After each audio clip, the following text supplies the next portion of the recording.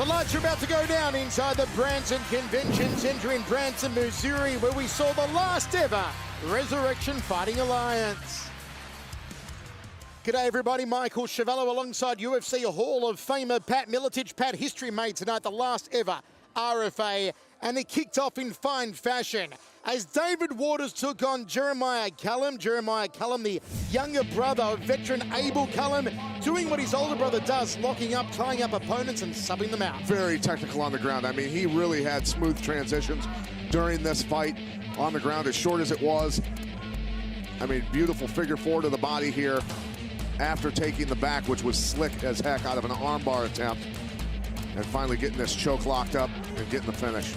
Jeremiah Callum advancing to 4-1. David Waters falling to 3-3. Next up was a heavyweight contest between King Kong Don'Tale Mayes and Kenny Friedenberg. Started off looking like a cracking contest, and then the controversy pack. Don'Tale Mayes was really looking good. Did a great job in this fight, inflicting a lot of damage. You can see him get his hips up here, trying to get out. But when they went to the ground here, beautiful throw by Don'Tale Mayes.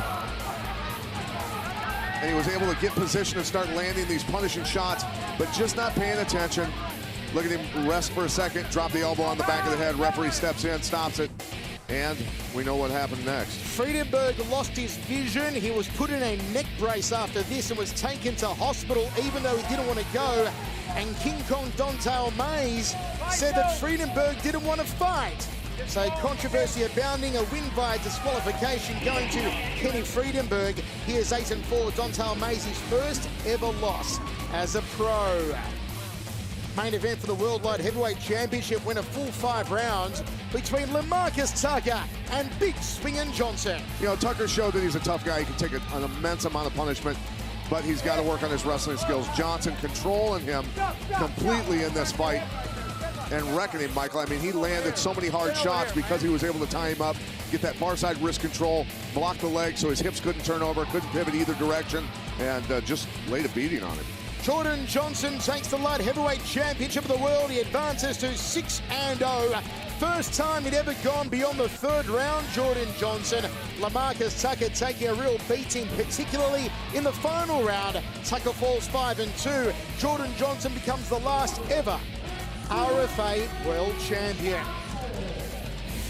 Folks, we wish you a Merry Christmas and a Happy New Year. We'll be back in the new year for History in the Making, where the future is now. It'll be the first ever Legacy Fighting Alliance from the Bomb Factory in Dallas on January 13.